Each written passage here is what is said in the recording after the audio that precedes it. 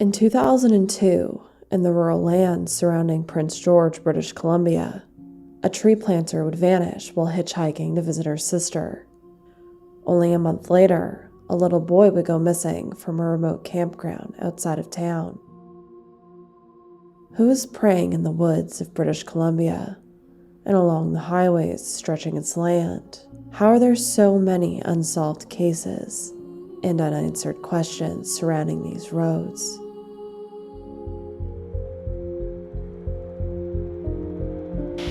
No answers. 9 years ago today. What happened to these two young children? Remains a mystery. Urgent story unfolding right now. Who is missing? An unsolved murder.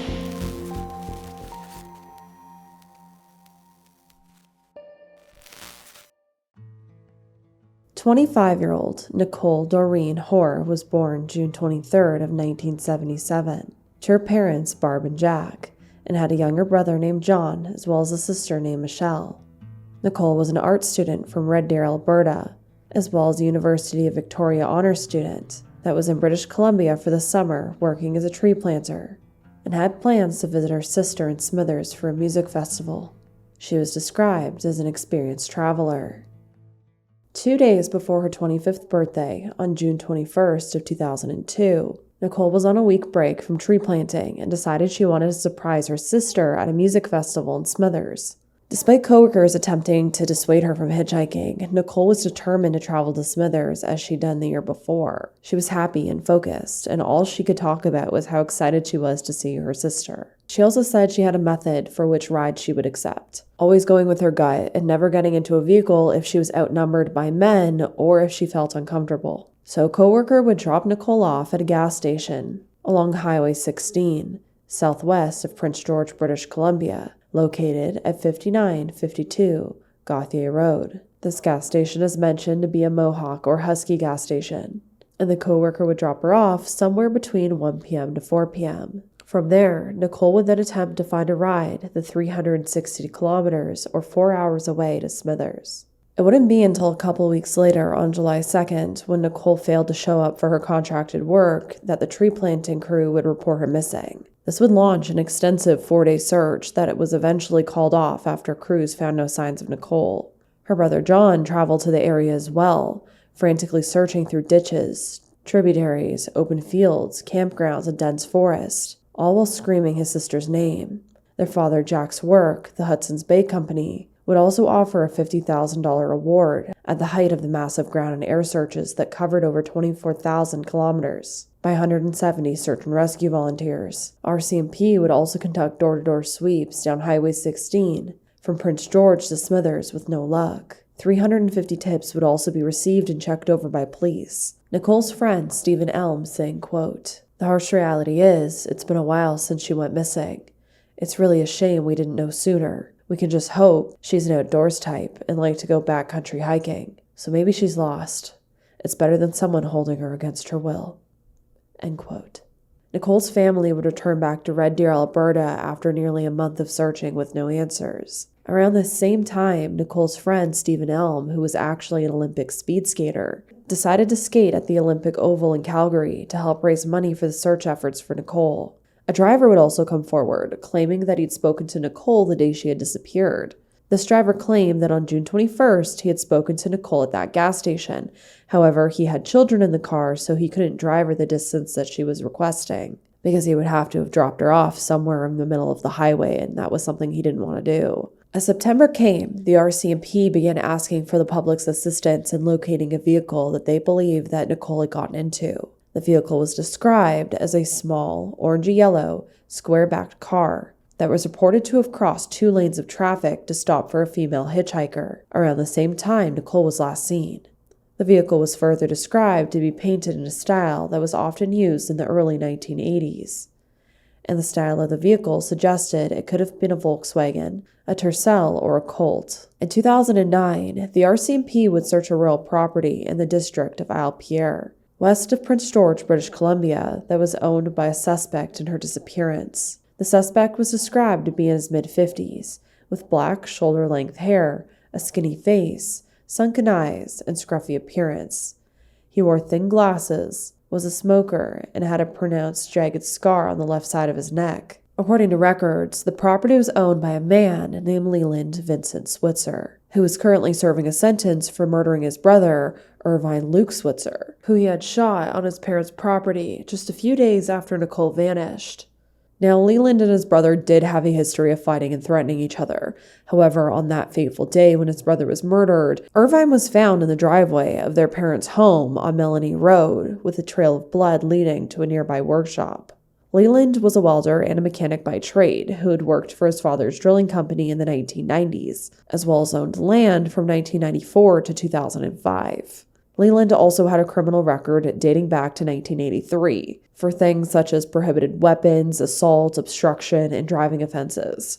Records stated that he had a history of either running or fighting authority figures, and that he struggled with alcohol, marijuana, and cocaine. Leland had also previously been ordered not to go near his wife and children, but despite that, she was in favor for his release in 2002. Even though the RCMP were opposed, claiming that he was a definite risk to community safety and was prone to violence and violent outbursts. Yeah, definitely sounds like somebody that we'd want walking our streets. Now, despite being the number one suspect at the time of his brother's murder, a panel review would show that authorities didn't have enough evidence at that point in time to charge him. So Leland seemed to be free, and in September of 2004, he went on another intoxicated tear, firing a shot inside of his parents' home and then firing off several more rounds outside. He also threatened police, saying he wanted to shoot 2 officers in particular. When police arrived, he fled, ramming an RCMP vehicle several times and nearly running over an officer. Following his arrest, authorities would learn that Leland had actually told his parents that it was local drug dealers who had ordered him to kill his brother, because his brother had ripped them off and his sister was the next one to be shot. And this time when authorities spoke to Leland, he claimed that his brother had actually provoked him and that it was a mercy killing, claiming that authorities had infected his brother with a life-threatening disease. 52-year-old Leland was then sentenced in December of 2005 to life in prison without the eligibility of parole for 10 years. But like our lovely justice system in Canada goes, he wouldn't be in there for very long. 10 years for murdering someone. In a 2006 intake assessment, a psychologist described Leland as a volatile, impulsive, callous, and manipulative person, and as having a high risk to reoffend. But then somehow, by 2011, they claimed that he was no longer showing signs of a mental disorder. By 2014, he had completed grade 12, was serving his time in a minimum security institution, and was allowed to take temporary absences to attend religious services, as well as his Narcotic Anonymous meetings. And after this, he was granted day parole and would be living in a halfway house on conditions that he stay away from drugs and alcohol from individuals involved in criminal activity, as well as his family. So I'm assuming if he is still alive out there, he is walking free, unless we otherwise don't know he's been rearrested or something like that. After everything he did, including murdering someone, he was just allowed back into the public. And on top of that, he is a suspect in a Highway of Tears case, in Nicole's case. But as I said, authorities did search his property. And during the investigation of his property, authorities would also attempt to search an unauthorized dump site located about 1 kilometer north of Leland's rural property. But in the end, nothing seemed to be found, which doesn't really solidify to me that he's not involved here. I'm not sure what his alibi was or what led them to think maybe it was a car that matched. There was some description that matched him. There was something, I can't find a picture of him, so I can't say if he matches the suspect description. But what I will say is, if he did abduct her, maybe he just didn't take her back to his property. He could have taken her anywhere. British Columbia is so rural. There is thousands of kilometers of forest and just areas where no one really goes often. It's a lot of places to take someone to do nefarious things. It's also been 16 years since the search happened, and no one has been arrested, and Nicole still hasn't been found. It's actually been over 20 years since Nicole disappeared, and there are still no answers. Her case is, however, part of EPANA's investigation into deaths and disappearances surrounding 18 women along the 3 highways in British Columbia, specifically Highways 16, 5, and 97 since the 1960s. Some of these cases, which we've spoken about here on this channel before. Now, Nicole's parents would press authorities that they should be doing more when it comes to hitchhiking. Her parents urged everyone that they should not be thumbing a ride, and they urged authorities to implement checkpoint procedures for those who did try to hitchhike despite all of the risks. As we know, there isn't a ton of information out there regarding what may have happened to Nicole, the tips, the sightings, the witnesses. We don't have all of the little details surrounding that because, as we know, in Canada, they like to keep a lot of those details hush-hush. What is thought, though, is that Nicole was most likely a victim of a possible serial killer or someone nefarious lurking along the highways in British Columbia, especially after so many girls and women have vanished over the years on these same highways.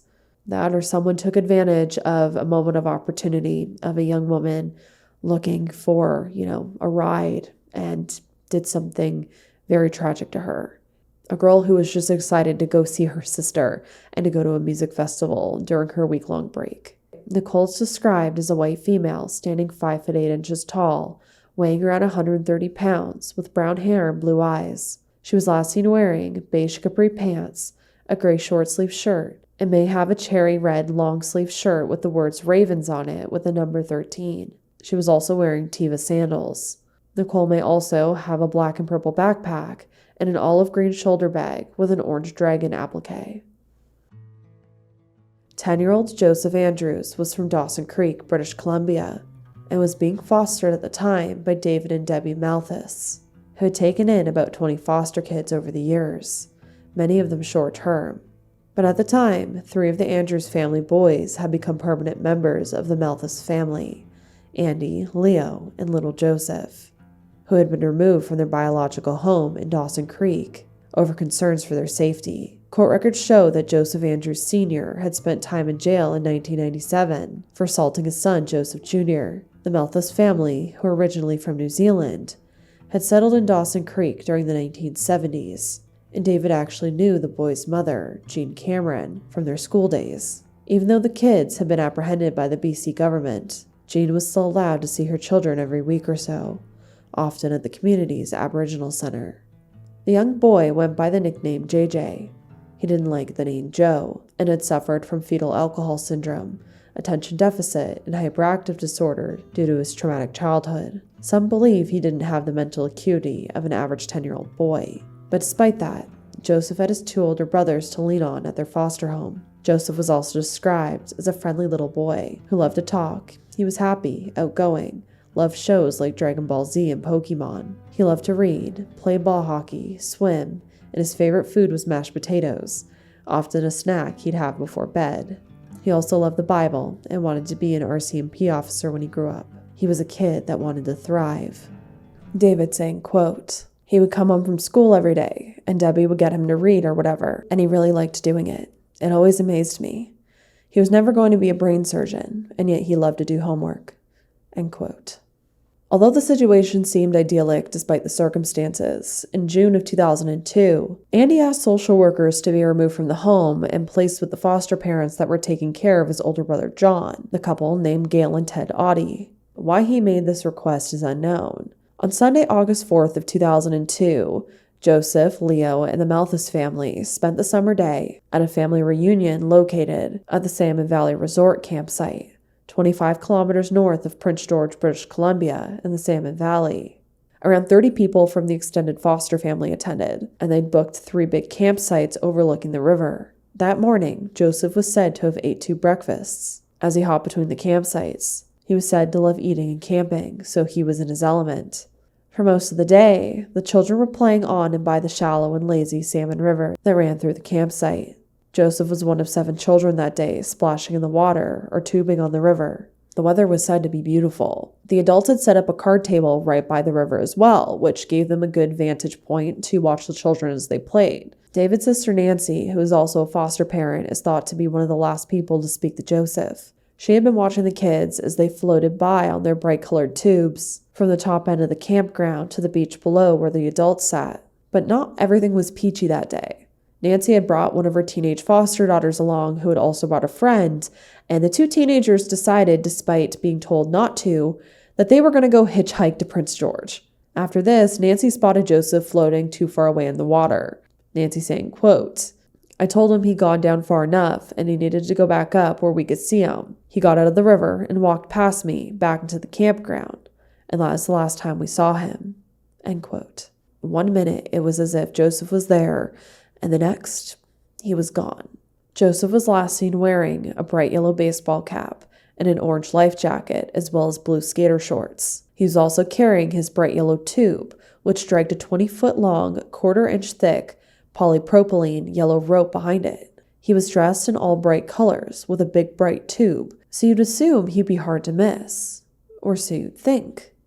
At the time, Nancy just assumed that Joseph most likely went over to the bathroom or off to one of the other campsites that they had rented so he could grab some more food. And she also just assumed that he'd eventually come floating back down the river. But if he ever did, he went unnoticed by Nancy and all of the other adults and children there. And within half an hour, panic would set in when nobody could locate Joseph.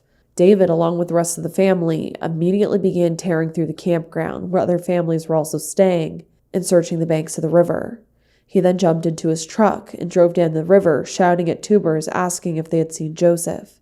They checked the showers, the laundry area, and continued to notify other guests of the campground. By 4 p.m., authorities would be called in. Nancy not only reported Joseph missing, but also the 2 teenagers who had decided to go hitchhike to Prince George. Now, both of those teens would show up safely, but a local search and rescue would be brought in for Joseph. Now, during this time, authorities were also still searching for Nicole Hoar, so the RCMP would end up pulling 4 of the 8 officers focusing on Nicole's case to try to help find Joseph, which were later reallocated back to Nicole's case.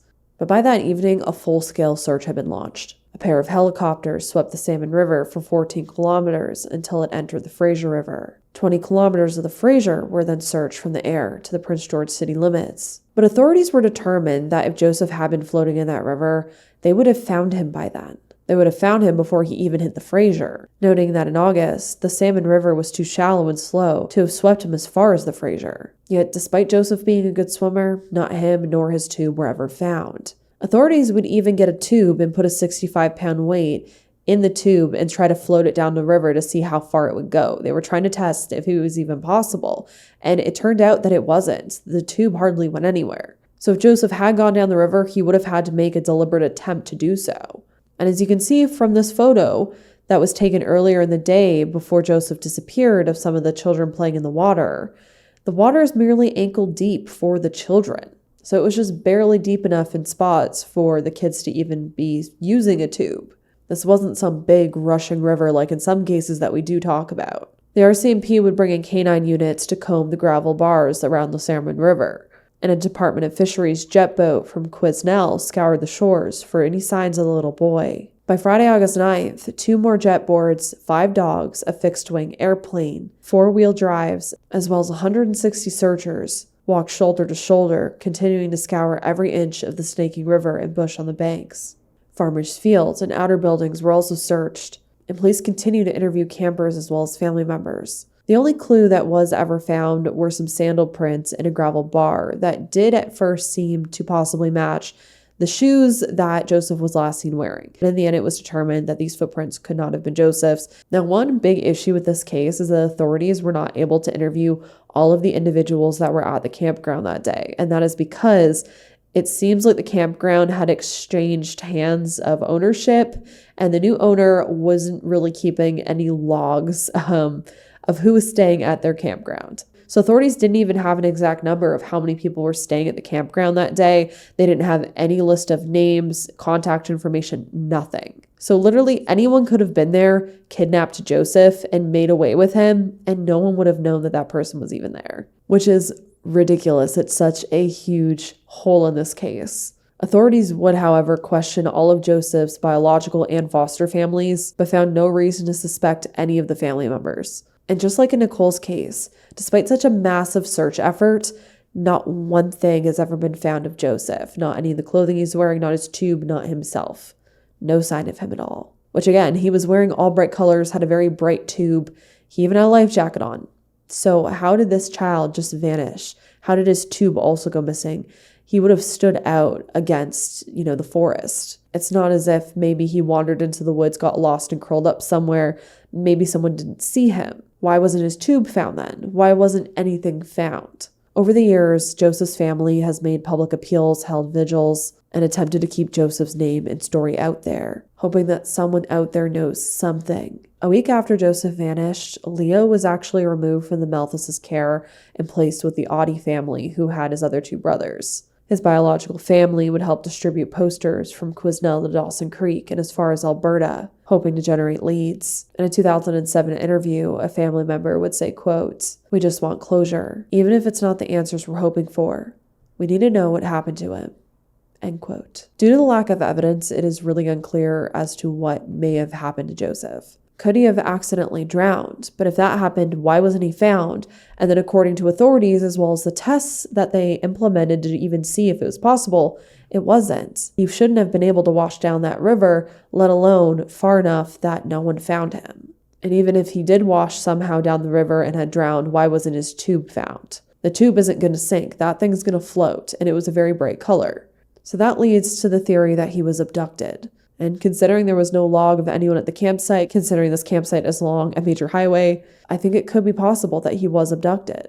And there was a lot of drama when it comes to the abduction theory regarding Joseph's biological family and his foster families. Joseph's biological family wondered if the Malthuses had actually abducted Joseph and shipped him off to New Zealand. Meanwhile, the Malthuses and the Oddities, the two different sets of foster parents, wondered if Joseph's biological indigenous family had actually abducted him with good intentions to rescue him from white culture. Those were the words that were used. But in the end, according to newspapers, it seems that both the biological family and both the foster families came to the same conclusion that he was most likely abducted by a stranger. But who, and why, and where? There was also one other rumor mentioned about a motorhome that was up the river but not on the property of the campgrounds, but I didn't really see much about that. So if you know anything about that, let me know. But it has been decades too long that this little boy is just gone and that none of his family has any answers. Joseph is described as standing 4'9" tall and weighing around 65 pounds at the time of his disappearance. With brown eyes and brown hair he often wore in a brush cut. This is an age progression of what Joseph may look like around the age of 20 years old. What happened to Nicole and Joseph? How did this young woman and this little boy both disappear in the areas surrounding Prince George just months apart? And why have neither of their cases ever been solved? Why is there such a lack of information here? Despite both of these cases happened in 2002, there should have been some kind of security cameras available at the time. Technology was quite advanced. These aren't cases that happened in the 70s or the 80s. These are in quite, quote unquote, modern times, especially when it comes to forensics. So how am I still sitting here over 20 years later telling you all that there is still a little boy and a young woman somewhere out there that need to be found? Do you have any information as to what happened to Nicole or Joseph? If you do, please contact the authorities. I'll have the information for both of these cases down below. And what do you think happened here? Do you know any more information on either of these cases that I didn't talk about here today? Let's chat about it in the comment section. My heart goes out to both of these families. I hope answers truly do come. Please go send nothing but love and support to these families. And as always, I hope you stay safe out there. Lock you in indoors, and I hope to see you in the next video.